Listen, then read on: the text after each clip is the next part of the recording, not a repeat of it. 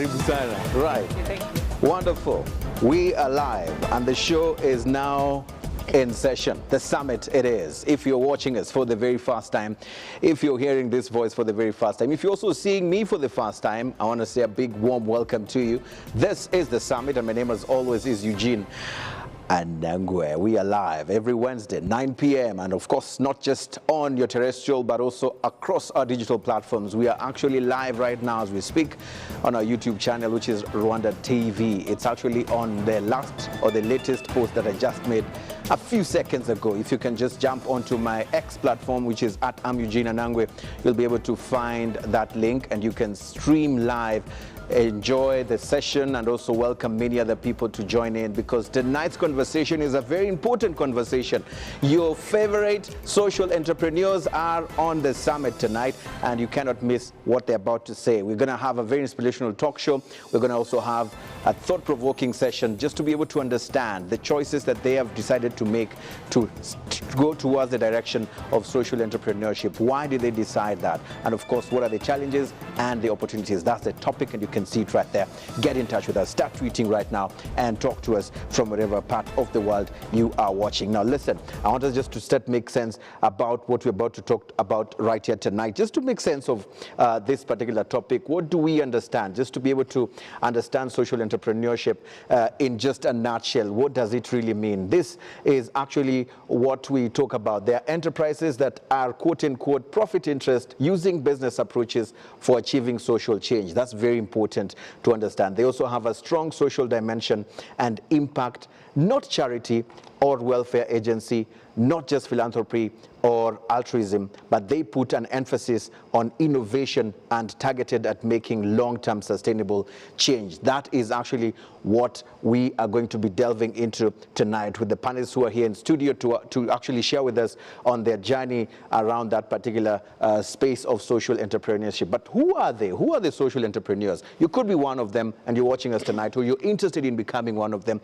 What do you need to have? You need to be actively concerned around recognizing social problems and striving for solutions. That's very, very important. You must be able to actively recognize social problems and strive for solutions toward them. And of course, you know, the social entrepreneurial actors, they use what we call traditional entrepreneurial principles, and along with diverse set of skills, they end up engaging public and influence change that they are passionate about. The key word right there is passionate about. Let's talk to our passionate social entrepreneurs who are right here on the panel tonight on the summit. Thank you so much for making time. I'm going to start off with none other than Beravose Aline. Thank you so much for joining us.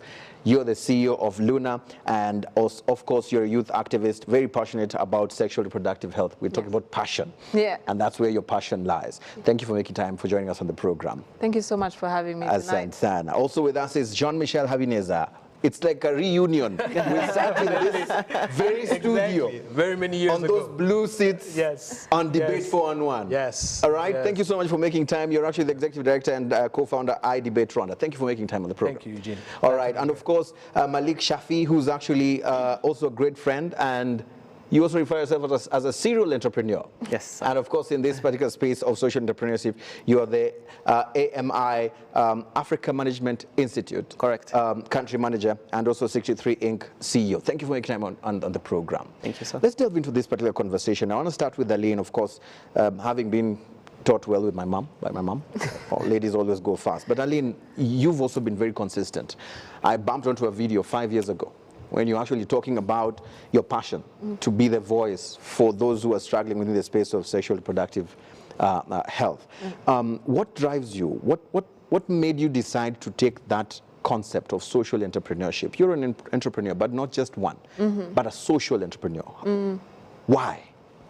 I would say that from a very young age, actually, I began as an activist when I was 14 years old. So I've always been exposed to working with the most vulnerable groups since I was very young. And I've worked for non-profit organizations and non-government organizations for quite some time. And I was very interested, particularly for sexual reproductive health, because as a young girl growing up in a conservative, where most of this conversation organization is stigmatized. Yeah. It always interested in me, and how do we learn, you know, in such society. Yeah. So I wanted to do something, either actively to break those barriers. Yeah. But I think about 3 years ago, the concept of sustainability started coming in, because I think working in a sector where you're not making profit, from, you know, the East African region, you're always seeking for funding, particularly international fundings, and begging for money for this project, for this work, for this outreach. Yeah. So that's when I was like, social enterprise actually makes much more sense, because you need to be able to do the same work that you were doing, working with the community, impacting the community, but thinking on how do I align my purpose and my impact with actually the sustainability of my idea. Yeah, that's interesting. And I want to hear from Jean-Michel. You know, you've talked about making sense versus making profit. You know, choosing to just go towards what makes sense and not just the profit. How? Talk to us a bit about the iDebate and what you do about that, especially tying it towards the social aspect of it. Well, so iDebate, we've been functioning for a number of years. So we started off actually about 11 years. So I've been working on it for 11 years. And I would say that mainly, I'll explain a little bit on the problem that we're trying to solve, and then also from there explain the aspect of social enterprise. I think that the first thing that we wanted to look at is, you know, we have a majority of young people, and there is this 21st century where, but we're all being educated in the 20th century education system, where the teacher is the master. The teacher is what Paulo Freire refers to as the banking model of education. So you deposit things into a bank account, and then you withdraw what you deposited. So when the teacher says that, you basically you tell back the teacher what he told you. And that's what education is. But then the same people are told to follow orders and do exactly that. And then when the time they're 18, they're told there's not enough jobs, create your own job, be innovative, do all of that. So how do you solve that problem? So debate is a great way of first working on two things: critical thinking, the ability to think on your feet, and then also to work on their communication skills. And now, looking at building the organization itself, I would say that first of all, as every passionate person, you start, you love the idea, you love this, and then you get to a point where it's like, well, I have to build an organization, I have to build an enterprise that goes beyond me. And one of the things that I noticed is that there's two worlds, especially in the world that we're living in. There's the profit making, and then there's also the charity part.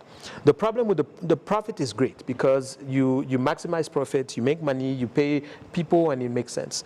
But the problem is, to do that, then we have to create a premium program, because it means it's only the rich that are going to pay for it. So you charge them a lot of money, and then if you charge them a lot of money, then you'll be able to make your money and then live well. Then there's also the aspect of charity. The aspect of charity, I love it because you're just giving it as a free service. But the problem with that is, first of all, there is a problem of motivation. People, I always say, you build value, and people pay for value. And the problem with the charity is it messes up motivations. This idea, I was frustrated in the very beginning when someone is like, how much are you paying us for us to attend your training? And I'm like, that doesn't make any sense. You should be paying me. And so, well, the next aspect is finding something that is in the middle, that is way more complicated, because it's almost like you have to figure out, how do I generate income? And then also, but the problem is, on some other side, there are things that cannot be generated. I mean, there's a reason to why the poorest might not be able to get, you know, money to pay for services. But the problem is also that we have defined everything value in terms of just money. So then it's like, how do you cultivate in people this idea that, no, people have to pay for things they think that are important, and then how do you do it in a manner that is sustainable? And it's almost like you have to juggle between those two worlds. And it's pretty tough, because on some place you charge, and then people are like, I thought you guys are a non-profit. And then also on other aspects, you're like, you know, can we give it for free? No, we can't. We can't. And just, for me, it's always by question of principle. Principle more than anything else. Right, principle more than anything else. Malik, I mean, for you, you've actually worked, I remember from even the times of Gal Effect, you know, social enterprise there, trying to support young girls to find themselves and, get their space within the society. Today, you're looking at the issue of management, but also the creative aspect of it. Talk to us a bit about that spark, that fire that keeps burning in your stomach, that tells you, look, it has to be beyond just me. The social aspect is very key, but still the challenge of how do you sustain, especially with the motivation that we had from Jean-Michel. I mean, there is one thing, right? So the number one principle is that you cannot be successful by yourself. You need a community around you. You need people to advise you. You need people to you even need competitors, right? To see how things are working, etc. So the only way you can be successful by running a business, a social enterprise or a normal business, is to build a team, to build a community. And now the biggest challenge is, actually the most interesting part is what building to what Jean-Michel was talking about in terms of education. The number one thing you do is there's actually building talent, because we don't have much talent. Well, we do have talent, but what the market is asking is beyond of what you studied at school. Right? So if you run a business, the number one community or the number one social enterprise contribution you do is the talent you build. Do marketing now. I did computer science at school, so the only way I could manage to do marketing is because I met people who did marketing for over years, who were able to welcome me and give me this opportunity. So that's number one. And number two is, again, in as much as you look at an opportunity, a business opportunity, it has to be something that is needed. There is what they call push and pull model.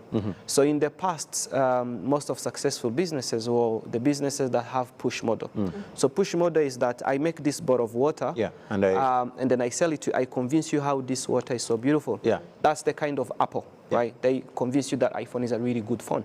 But do you really need an iPhone, or you need something else? And then the pull model is a model where we need to look at what is needed on the market, and then you create for the market, right? That's the kind of Luna, right? There is a problem in menstruation, right? There is less. The girls are not they're not accessing to sanitary pads. Now, how do you give it to them in a most affordable way? So you are helping the community, but also you are helping yourself. And then more and more, most of businesses are actually becoming social businesses, because every time they're like, what is it needed to the community, so that is what we can give. Right, interesting. And Aline, if we were to look at that model or that perspective, if tonight a young person is watching and they've tried their hands in several enterprises and they've always felt that social enterprise is a no-go zone, because, I mean, you tell someone this is a not-for-profit, how do I sustain my business? And we've heard from Malik talking about, the importance of building teams. You cannot do everything yourself. You cannot be CEO of changing bulbs. You're the CEO who washes the room. You're the CEO who hires people. But how then do you convince someone who's watching us tonight that that's the direction to go, from the journey that you have walked in terms of the sustainability of that kind of entrepreneurship? What would you be telling someone who's watching us tonight and they've always felt that that's not the side to look at? So currently, as the CEO of Luna, what we're trying to do is basically connect women with the best healthcare and products providers on the market from their first menstruation to menopause. And with that, I think that what we had to understand before we even created the idea of starting selling services and products, we conducted a lot of focus groups, right? And interviewed and talked to so many young girls and women in Kigali or outside of Kigali, even in some East African countries, to really understand like what is actually the issues you're facing. And I think me and my co-founder were always really passionate about understanding the women's life cycle and healthcare issues to see where do we begin, because the problems are many. And I think for a young person out there, And I think being young is actually the greatest investment you have right now before you could even convince someone else with the money to invest in your money. I mean, start thinking exactly what you're passionate about. What is the societal challenge that you want to solve? Then talk to those people, you know, and know if it's an issue around water, you know, where are they, how big is it, how do they currently solve these issues, right? Where are they getting water? And connect with your community, because I think what we're talking about when it comes to social enterprise, it's what I consider as a community-based economy, right? What Malik is describing, that you need to build a community around you. Before you can convince any funder or investor, you need to make 100, 200, 300 women, convinced. In our case, convinced in buying into the idea. And once you find that problem and create a solution that has a value, and it doesn't have to be, if you have 300 community-based people, you could say among these 300, only 100 are able to provide that financial fee to what I'm providing. So you start now, you know, are you able to buy this particular service, right? Are you able to consult on our platform to talk to a gynecologist or a therapist, and then all the other 200 who are financially incapable, maybe you're, you know, providing information for free, you're creating different spaces in which they can engage, and then, you know, over time, when you have built that that community, when you have sold those little revenue you have made, then when you can start convincing any donor or funder to be like, look what I have done. And I think most of the times we want to use, I think passion is the first thing, but there's also systems in which you have to use the current information that you have, the current access to talk to whoever you're talking to, build something, and then use what you have built with the results to convince whoever needs to come on board. And I think that's how we get investment. That's how you get investment. But I'll bring in Jean-Michel here just to build up on that, especially on the aspect of at what point do you feel that, you know, passion is running out, especially because, you know, by the time you build that community, by the time you've traveled to convince people, you need resources. And if these resources are not trickling in the manner that you need it to, passion becomes useless, no? That's a conversation I was having with Aline actually a bit earlier. I say that we overestimate what we can achieve in a short period of time, but really underestimate what we can do in a long period of time. Because part of... Say that again. Say that again. I want you to sink it. I think that we overestimate what we can do in a short period of time and underestimate what we can do in a long period of time. Because the problem, and I think it's also this idea of like, this person started this business and then now they're a millionaire and all of that. But part of what you have to understand is like, it takes a long time.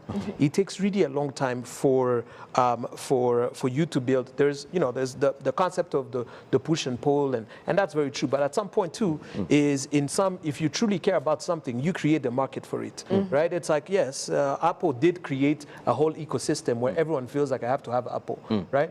Do you need it? No, but they created a whole, and it wasn't done overnight. It takes time to build that kind of work. And part of it is you gotta be in for the long haul. And what passion does, passion gets you started, passion gets you, you know, working, but it has to be deeper. There needs to be a commitment. And that commitment sometimes it's, you get in the middle of it and like, I guess I am stuck here. I'm stuck here. I mean, to be honest, built an organization for 11 years. I started getting paid on year 9. Year 9? Year 9. For the last 9 years? 9 years. Got nothing? No, because part of it is I have to remember I'm building something. So if I'm building something, I get a job to pay for this. I put everything. And then now we have just finished a camp that had 900 kids, all paying. And then someone will look at that and say, oh my God, I want to do that. It's like, no, man. It's a full 11 years of truly you are in, because, and it has to be more than just passion. How do you remain grounded, the grit, to continue for 9 years, getting nothing but still plowing in? Is because you got to believe that you're doing it for something greater than just you. Okay. And part of it is like, let me tell you, the first camp we had, she was there. She was a student. Did she pay? Yeah, she did. Okay. And the same way you see she's rebellious, I always say she has always been like that. Definitely. But part of it is you gotta find you gotta celebrate the small wins. Right. And you also gotta have a vision. And you say, I know this. I don't know when it will come to life, but I know it will. And it's also about building a team around you, building people who trust you because they haven't seen something, so they have to trust you and believe that I believe this is gonna work. And when it does, oh my God, it will be amazing. Right. But then also you gotta do hard things, man. Do hard things. This idea that you're gonna solve an issue in society, right, that is going to be easy. I think it was Obama, I heard him say once, he said that if it was easy, it would have been done. If it was easy, it would have been done. But you have to be there. The passion has to be there, but it's also a commitment. A commitment and sort of like almost like an obsession that has to overtake you. I like that, the obsession. This guy is so obsessed in just editing, filming, recording, speaking to people. But then we have a new generation that a lot of people, when you talk to them, they tell you, it's difficult to understand that generation, and that's the generation of today, the Gen Zs and the rest.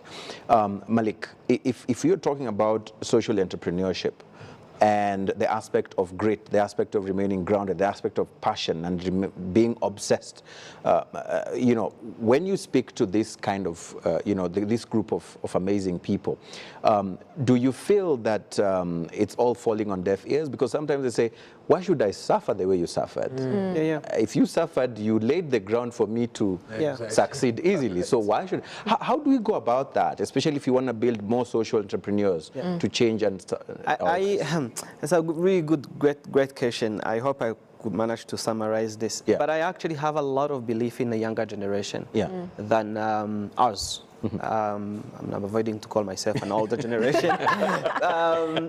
In the last, let's say in the last year and a half, I've had a lot of no's for the people I wanted to employ or to hire. Were under 25.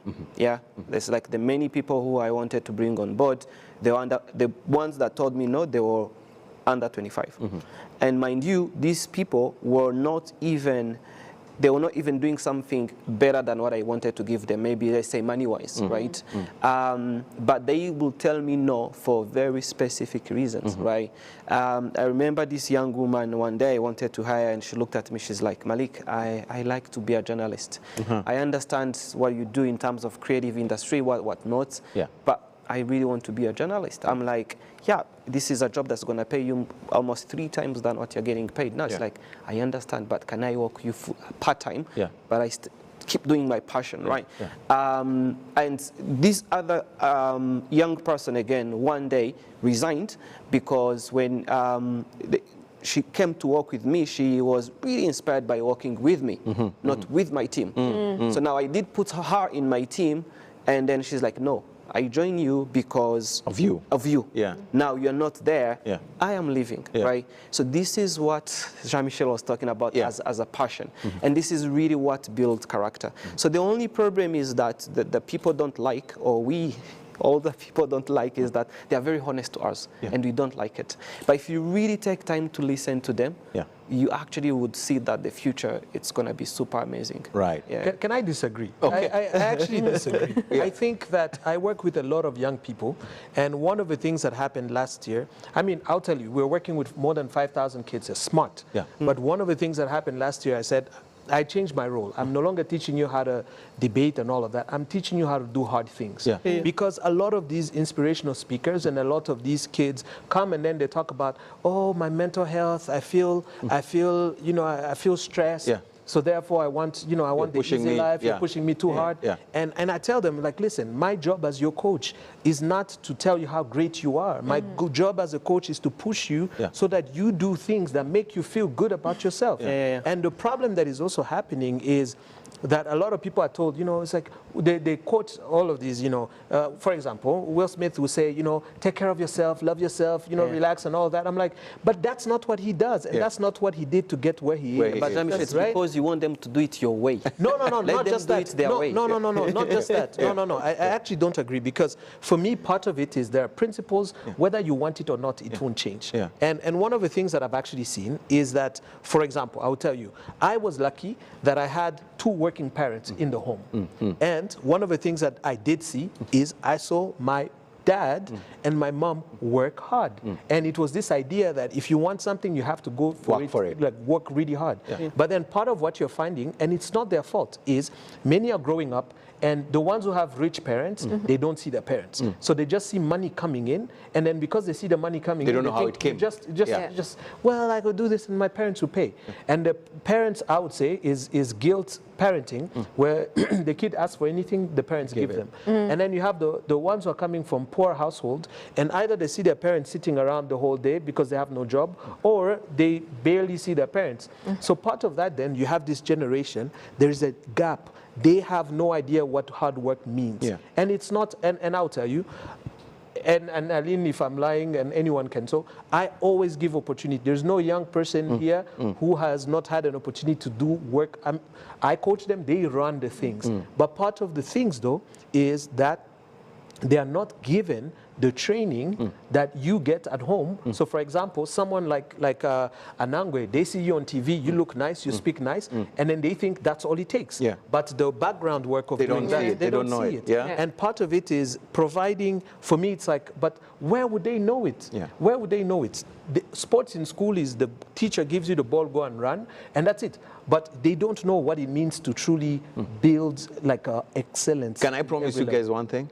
We actually have a topic on this, the intergenerational gap conversation. It's coming on the summit. Yeah, but I really disagree on this, because we are talking about from our experience, right? Our parents had to work hard, and you had to see your parents, I had to see my parents really working hard. But that was their way. That's how many years ago, right? And things are changing. Now there is ChatGPT, right? For example, like there is a lot of things that helps people to do things. So what we need to do is we need to listen to them. Let's do things their way. Of course, they need you don't need to tell them, you know, I walked. No. It's no, for me to make it. You don't need to tell them. I have something to add just shortly. I think what we're forgetting is that there's a saying we say in activism that all of us are actually standing on the shoulders from what people have done before. But I think that saying, and we know it as Rwandans, that the reason why we're here is because we actually literally have people who have fought for the peace and the opportunities we currently have today. But as young people, I think we forget that that does not mean that we have to chill. And I think that's what Jean-Michel is trying to say, that a lot of us are now in this current state where we have, you know, buildings coming up here, we have big conferences, people, superstars coming to this country. And we think it came the easy way. And we came, it just means that we need to watch, to sit and watch it. But it actually means we need to do more. Hold your thought. I want us to pack that conversation because it's coming. And I'm sure it's going to be a hot one because we'll have all the generations represented on that summit. It's going to be super fun. Right? So let's go back to this issue of the social entrepreneurship. And Alina, I want you to talk to us a bit about on the aspect of funding. It's a problem to everybody. But I want to hear probably for you, what has made you remain consistent? Maybe the money is trickling in and we don't know. You know, talk to us a bit about the challenges and of course the opportunities for any investor who's watching us tonight. Why or where can they put their money in a social enterprise like yours? I would definitely, in terms of investing, I think it's like a two-sided sword. There's no day that I don't have a conversation with either if it's an investor, and whenever you pitch the idea, and it's like, that sounds like an NGO work, you know? and my question is always like, we are literally talking about a femtech industry that currently is estimated to be about $25 billion in Africa alone, the women's healthcare only. And I think it's mostly that some of this conversation, because a lot of awareness and education that has to happen in the education, we have put it aside and made it, you know, this is for international aid and big people. And I think this is my call for investors. I think because we can't all put our money in fintech, or, you know, we can't all put our money in edtech, whatever industry is there. We need to educate ourselves that all these sectors, for especially a thriving economy like Rwanda, every sector is going to be blooming, whatever it is, you know, and really understanding what is the consumption idea around it. But also, like I mentioned earlier, that I think we forget a lot how community-based economy works, because you might have a really good brand, you make a really great product and people are able to buy in it, but tomorrow or next month someone beats you on the design and brings something else, and now they move to another different product. But what I think about building a really impact-led solution is that people are always going to need that thing, because you understand how they work, you understand the challenge they're facing of, and I think the brand that particularly we have built for Luna is that for every woman on the continent, the conversation they cannot have with their friends, the conversation they cannot have with their partners, to first of all think about before they even buy the first product to be like, I can have this on Luna, I can send in the first question. So we are actually redefining or revolutionizing the idea of how do we create solutions by first of all creating that solution that people connect with on a daily basis. I like that, because what you're trying to show us right now is where the opportunities are, especially for those who are either within the space, but also those who want to put their money there. And if I could just add shortly something, I think the opportunities there that I realized starting a social impact, I mean, it might look tricky, but also there's very few just for-profit businesses where you can be able to for instance, still apply for some of the grants and still talk to some of the investors to invest in your business. I think that's the social enterprise. You can still be like the platform that we're building for community, be able to talk to key players if it's the UN agencies or other women work, to show like this is the impact we're making, to have an equity-free funding, and then you can still be able to talk to whoever wants to make money to also work with you. Your fingers must be on the right place, because being remaining sustainable for this time and giving such kind of insights definitely shows that there are opportunities there. Jean-Michel, I mean, if we all hear many people say that employment is like a drug. It's like the opium of the poor. My employers should not hear this. I didn't say it. Because most young people, we want, or many people, we want that comfort. That monthly salary. How can you convince someone who probably is not feeling happy within the space they are in terms of employment to seek a social enterprise venture? What I'm trying to ask is this paying your bills? Is what you do sustaining you? Are you able to say, I'm going to Nyungwe, this festive season, and go there happily without thinking about the landlord calling you and asking you for the rent for the last 3 months? Well, I think that, I mean, it's understandable, right? Because part of it is, it's everything in life is trade-offs. So you're looking at, if you get employment, there's this idea of stability and this idea that at least I have some money coming in. That is true. And then you have, what a lot of my friends who are employed talk about work-life balance. I'm like, that must be nice. And but then also on the other side, when you venture into a social enterprise, it is this idea that you're taking on uncertainty and you're taking on, of course, it's risk, but with an understanding that your future might be better than the present, and that all of that risk can actually be rewarding. And part of the things that I would suggest for people then is like start off and do both at the same time. It's going to be hard and it's going to take time. Start doing both, and then slowly, as you figure out what your social enterprise, where you're going to get the money, because it's no longer about passion. At some point, it has to be that it's actually you're thinking deeply about it, right? And this idea of, how am I going to be able to cover the bills? How am I going to be? And once you have that, there'll still need to be a jump, right? You still have to jump and say, well, I'm going to do it full time.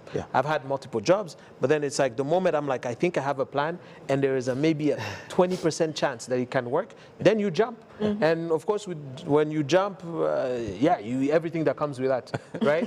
But again, with a long-term view of like, is this something that is important enough that people are going to be willing to pay for it? And then also, is this something that I think we can make, that can stay for a long period of time? Right. But of course, that nobody will come. Things change. You're not going to come. Let no one lie to you that they thought from the first day they knew. No, those are lies. It's you figure out, and you gotta trust yourself, and then see. And you know what I would say with clarity, I can wake up today and I'll go anywhere in the world. I don't have to ask anyone. Right. Right, except, family and stuff. But apart from that, I don't have to ask anyone. Yeah. And then secondly, nobody tells me what to do. Yeah. And that is scary because then it means I am the one making the decisions. All the decisions. Right? But sustainability, also, you can sustain yourself. This is a full-time business. You can put in and you see it grow sometimes better than others. But in the long run, it pays off. Yeah. It pays off. Malik, what are the things that you feel investors are missing out on, especially the missing link that you feel if they got to understand that these social enterprises, actually there is return on investment for their investment, they would actually quickly jump in? I mean, the one thing, first of all, we should agree is that an NGO world is going to die at some point. It's actually dying, right? Because everyone, even someone who gives you a grant, they always ask you, what is your sustainability model? How are you going to be sustainable? So what does that mean? It means that more and more you see a lot of social enterprise being created and social enterprise becoming multi-billion-dollar enterprise, right? You know Tom's, the shoes, right? It's one of the most successful social enterprise in the world. There is a lot of them now that are creating really, really great successful model. So what investors should look like, and this is really beyond the money you get, it's beyond just the cash that's going to be on your bank account, it's also the impact you are creating. So at the end of the day, what Jean-Michel was talking about, it's about the money you make, but it's also the passion you're passionate about. And by the way, even businesses that are not social enterprise, if they are starting to feel guilty, especially the ones that create harm to the world, this is why they create foundations. This is why they tweet stories. Like you have a petroleum company, but you are giving a few money to a green business so that you feel good about yourself, right? But what does that mean? You are top dog up there, then put a lot of money in green business, invest in there because you are creating an impact. So I really see more of the shift. And then really what the investor should think about is you're not only going to cash money back, but you're going to change the entire community around you. That should be the satisfaction, changing the community. I want us to bring our viewers who are watching us right now, just to let you know that you, as always, can always be part of the conversation right here on the summit. Just jump on X and X us. It's going to take time to get used to it. X us on X, and the hashtag to always use is the Summit RW. We'll quickly read your thoughts. Feel free to just do it anytime, any moment. I'll be able to read that. But also on our chat session on YouTube, we have several of you, Iradukunda, Evelyn. We've asked you to just press the fire emoji if you're loving the conversation, and I can see you right there. Orest, I also see you. And of course, MBAH Cameroon is also right there on the show, and you're appreciating what's going on the program. Malawi, Patricio, you're saying very true, Jean-Michel, and there's some really so many clapping emojis right there. It must have been a very, very, very poignant point that you made right there on the program. So feel free to join us and tell us your thoughts. Are you within the space of social entrepreneurship? Is this a space that you'd love to be in? And of course, what are the challenges? What are the opportunities? If you're an investor, you have the money, are the social entrepreneurs dancing enough for you to show them the money? They want the money so that they can change the world, and you can be able to let us know. I see Rahman, thank you so much for the fire emojis. This means that the conversation is flowing really well. Let's go back to this particular issue of the regulatory challenges. It's very important. We've talked about the funding. We've talked about the aspect of, even the whole industry or the ecosystem itself. Aline, talk to us a bit about the bottlenecks. And right now, this program is also watched by the policymakers, those who actually make the decisions in terms of the policies. What do you want them to hear tonight, especially within the regulatory framework for social enterprises? I think when I would say maybe with the business registration, we still don't have a clear guideline in terms of like if you want to register just full private and social enterprise and how we separate that. But I still think as Rwanda in general, as a business entirely, it's probably one of the best countries to start and pilot your businesses with, which I find very fascinating for a young founder.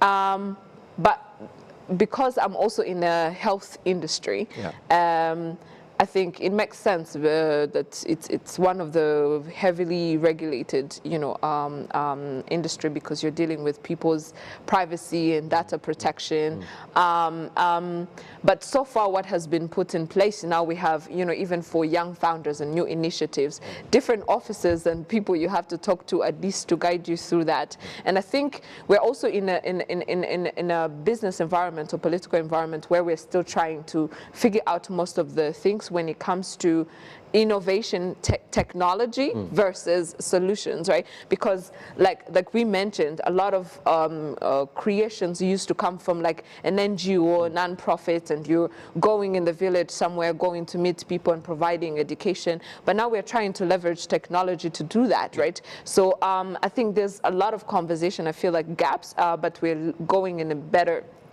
direction to establish how do we exactly control all of this new innovation tech that are coming with the data protection and people's privacy, but also to make sure that we're providing the right information. So as a person, particularly with what I'm doing as a health and as a tech innovation, I think we're still at the beginning of things, which provides, we need to have different conversation with government institutions and stakeholders to discuss exactly how to make it easy for us, but also make sure that we're doing something right. Yeah. Interesting. There is actually two things that I should add on this. One, just the Ministry of ICT passed, they're about to pass a startup act in the cabinet, which will have a lot of really great benefits for startups, things in terms of tax reduction, looking into investment opportunities. It's really a really good policy that would help a lot of startup in Rwanda. And then the second, Rwanda, by the way, Rwanda is one of the very few countries in Africa that actually allow social enterprise registrations, so under community benefit organizations. So one thing that is not very clear yet that I know they are working on is in terms of taxations, because even though you're registered, you're so-called a community benefit organization, so you still pay taxes as a for-profit, a full profit organization. That's where it become a little bit of a challenge, because you don't get all the taxes, you're not making all the profit, but you still have to pay VAT, CIT, and so many other things. So even as this Startup Act is in the offing or in the pipeline, if tonight the Honourable Minister and the rest of the people who are working around this are listening, what would you want in terms of putting your voice to it as a social entrepreneur yourself? And any other regulatory framework? I think really the one thing at least I know that they do is they really listen. They're pushing a lot to get to young people and then try to listen to them. The only problem is, the only thing that I would just say as a recommendation is that, thanks, you're listening, we see a lot of effort being done, but do it first, right? Fast track. Because this man spent 9 years without paying himself. So he's been waiting for a Startup Act, and then the Startup Act for the last 9 years. For the last 9 years, right? So really, if it's great that all of these are happening, but decision has to be made faster. And this is how we're going to manage to compete with the rest of the world. Interesting. Jean-Michel. Because it's also one of the issue, especially with the community-based enterprises. I don't know how they call it, but that's the act, is that, for example, let's imagine, as an organization, it means that as a social enterprise, you might charge a fee for the services, but then already you're charging it's a very reduced fee, especially for the people. But that's a way to keep things moving. But if you have to pay taxes on that, then it means that the fees are going to continue going higher. And then also there are currently one of the things about nonprofits. So they would say, at the end of the year, if you have, some money that is left there, you still have to pay some taxes to it, right? But then the problem is that then that's why many NGOs, for example, what they end up doing is just spending a lot of money uselessly without so plan, because they don't remain with it. So it becomes, zero, but then you have created a conference that is not really needed, but you just need to spend money. So part of it is, I think it could be, as long as people are able to show how all of that money is being reinvested into, all the whatever profit or the revenue is still reinvested into that, and then providing, asking really that the social enterprises, that they show impact, because there are, you have to understand there's some people who would just create shadow companies just for to get all those benefits, but being able to find a way that there are incentives in that, and then also find a way that truly people are reporting their impacts. Right? They're not just doing it for the sake of it. Exactly. Wonderful. Let's go back again to another round of feedback on our social media platforms. I have Paul Kato, great friend of the show. He says, great conversation on the summit. To all the panelists, if there is one thing you would tell young people interested in joining the social enterprise, what would that be and why? I think I'll start with Aline. Go for it. Go for it. Yeah. There's and a why? reward. Why? At the end, I think one of the moments that I really remind myself of as a founder is that moment when we discussed, you know, the moments of giving up were going to come anyways, right? Whether you're even running a for-profit business. But I think being a social founder, there's that moment when you realize you meet someone, like Jean-Michel meeting me today. When you meet someone who have gone through either training or platform or something, and you can actually clearly see that you don't even remember how much they paid for the service, and you don't even know how much it has made impact on your life. But here is a whole human being whose life has completely changed because of what you have done. So I think there's such a reward and power in doing social work, and I think when you see it, you will love it. So go for it. I like that. When you see it, you'll love it. Jean-Michel, you just spoke just a few hours ago. Let's hear from Malik, and then we'll come back to you. On the same question, what would you tell any young person who wants to venture into social enterprise? I mean, yes. I mean, follow your heart, really. Just do it. The only thing that I will add is that social enterprises, it's a very sensitive. It's different than just waking up and feel like, oh, I'm going to sell this water and then I'm going to put this margin on it.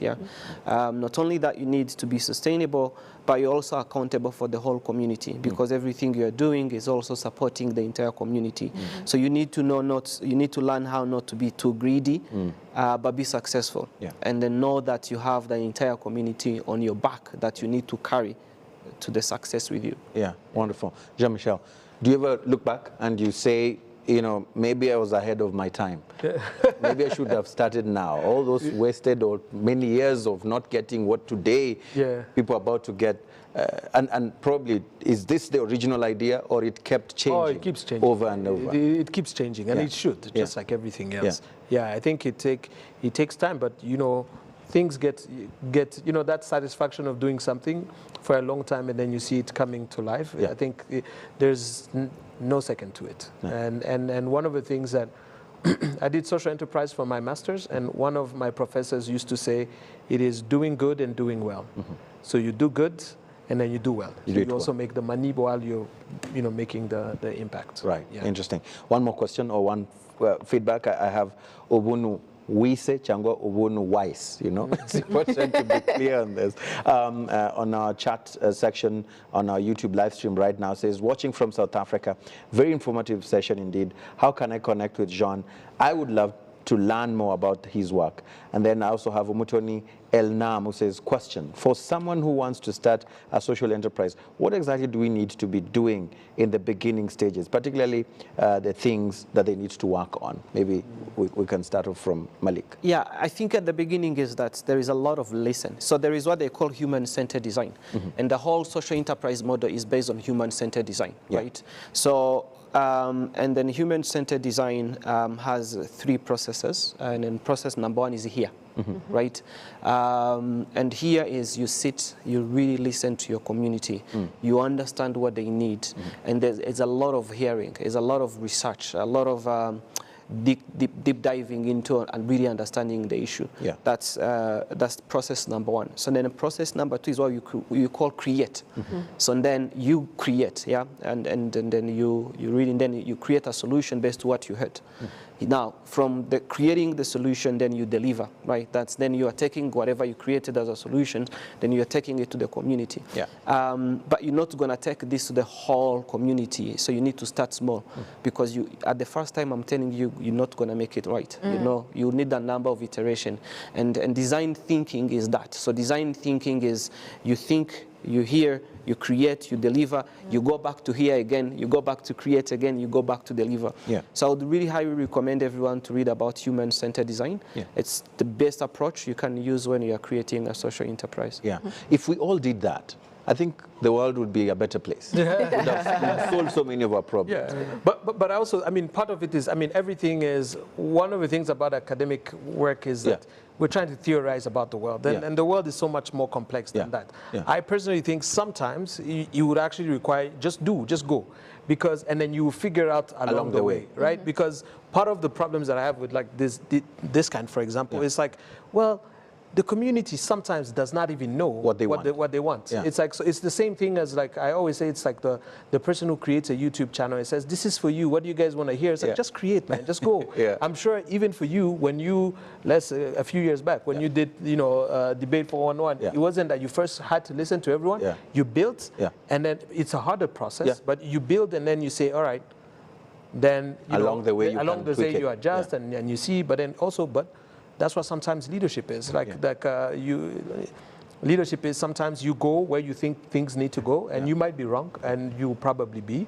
But you also take that chance and go and see. But just start. Like, I think we spend so much time. I can give you 10,000 reasons, 10,000 things. If you don't start, you will never happen. You will never just go. Like, that's why for me, academicians, like, why is it that a professor in business is not the one doing the business? Like, there's a reason. It's like, it takes risk. Go, do it, fail, and then you will learn along the way. And then you come back to the class to learn all these other things. Exactly. The journey. Exactly. Interesting process about you. I think everything they mentioned is quite amazing, and these have been the techniques that I've been using too. I think for an individual, particularly for the person who asked the question, if they could just find time to sit down and find one reason why they want to venture into this journey.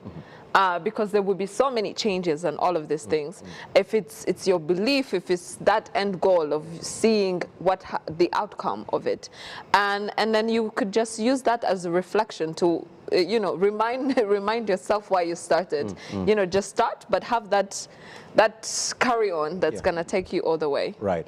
I want to challenge all of us, and that's on the question of industry partnership. I know we are about to leave the studio. I always tell people it's the shortest 1 hour. Just end flies. Industry partnerships, the power partnerships. I think sometimes we go on a block where people are selling things, and today you've opened your boutique, you're selling shoes, and the next door someone else looks at you, is like, this business seems like it's a lucrative business. They also open and they sell the same thing, and others selling the same thing. Industry partnership. I mean, what is stopping that, or how can that be done to support, you know, social entrepreneurs? For example, right here, this is a fully fledged company, you know, where Malik will work on the issue of visibility, the creative part. You would actually work on the conceptualization and the training element, and probably you would be able to do the issues of how do we now serve this particular. What's the biggest bottleneck in industry partnerships, and what can be done to see to it that we're not thinking competition, but we're thinking complementarity, you know? I think already this is already happening, because I'm doing the African Managers program, being trained as a founder, and I've already graduated, sort of, from my debate.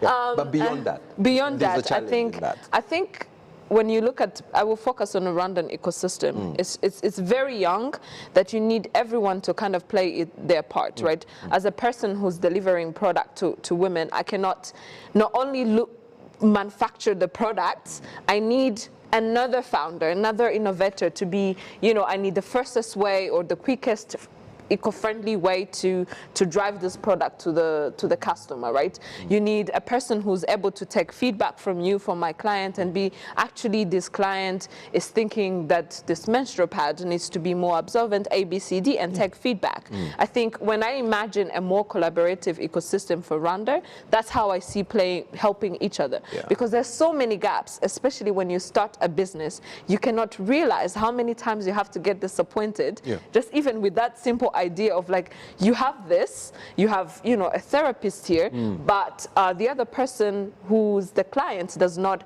have an unstable internet, which means, you know, all the connectivity people needs to play their part, and you can't just call them. And I think that's what we need to discuss as an ecosystem. What is actually, what piece of a puzzle am I going to do, and do it well, and collaborate, whoever can serve from whatever you're doing, so we can work together, because you cannot do everything.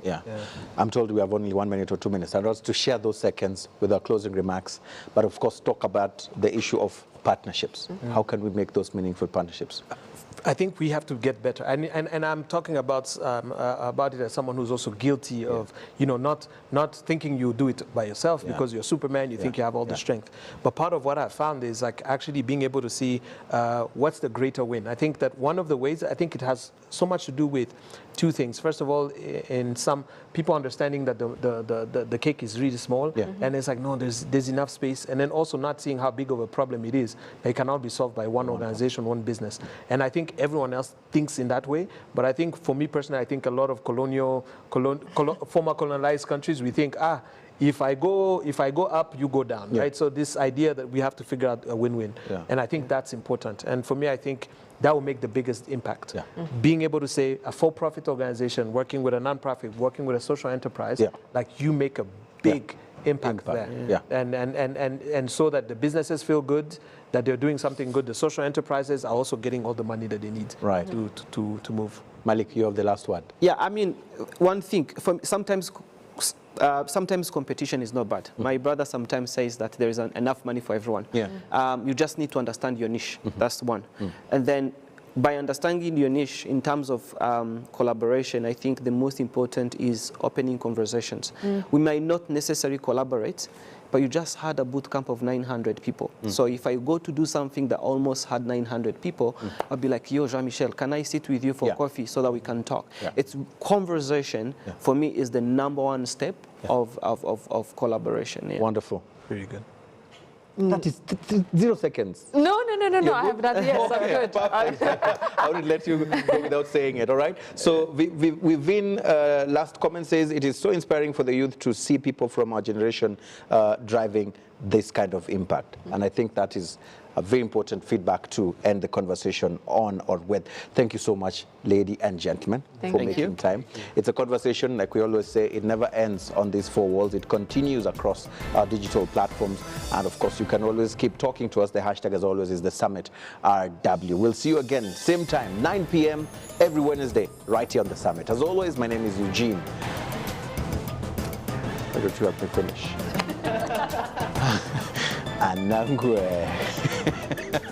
Good night and good luck. Thank you so much, and thank you so much for making time.